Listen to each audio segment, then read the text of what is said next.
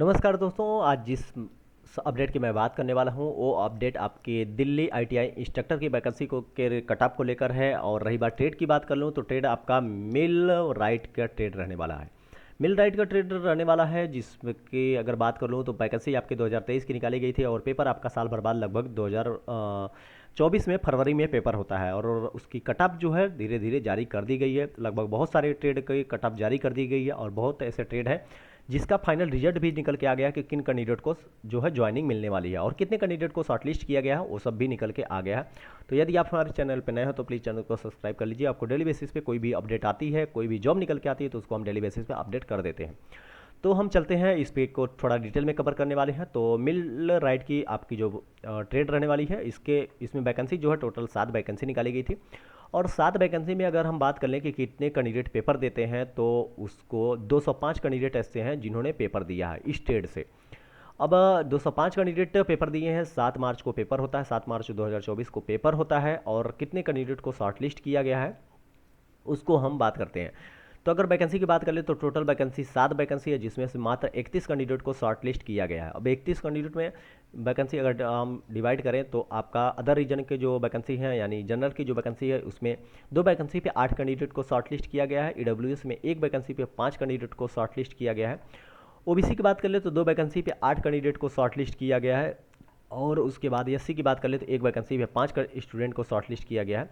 ST की बात कर ले तो आपके 1 वैकेंसी में 5 कैंडिडेट को शॉर्टलिस्ट किया गया है। पीडब्ल्यूबीडी में कोई कैंडिडेट नहीं है, कोई भी शॉर्टलिस्ट नहीं है। अगर यहीं पे हम कट ऑफ की बात कर ले तो कट ऑफ जो है जनरल की कट ऑफ गई है 131.40 यानी आपकी 200 मार्क्स में 131.40 गया है। और वहीं पे ईडब्ल्यूएस की बात कर ले तो 200 में से 170.51 गई है। और ओबीसी की बात कर ले तो 112.62 गई है 200 में। और एससी की बात कर ले तो 200 में 100.88 गई है। और एसटी की बात कर ले तो 88.75 आपकी कट ऑफ गई है।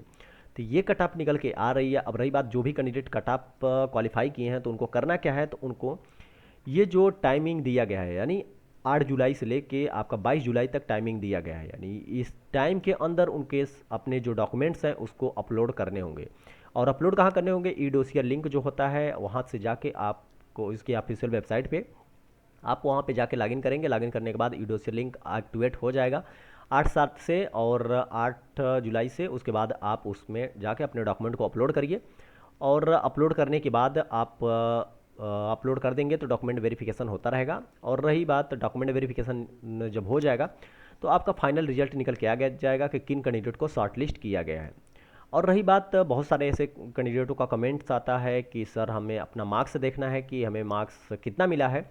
तो आप मार्क्स की बात कर ले तो आपके मैं बता दूं कि इसकी ऑफिशियल वेबसाइट पे आप यहाँ पे जाएंगे और अपना जो है लॉगिन करेंगे।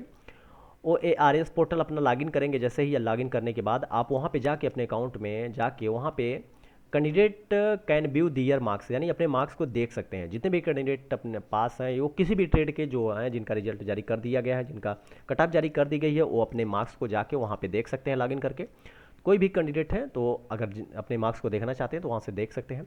तो ऐसी अपडेट पाने के लिए आप हमारे साथ जुड़े रहिए। यदि आप हमारे चैनल पर नए हैं तो प्लीज़ चैनल को सब्सक्राइब कर लीजिए।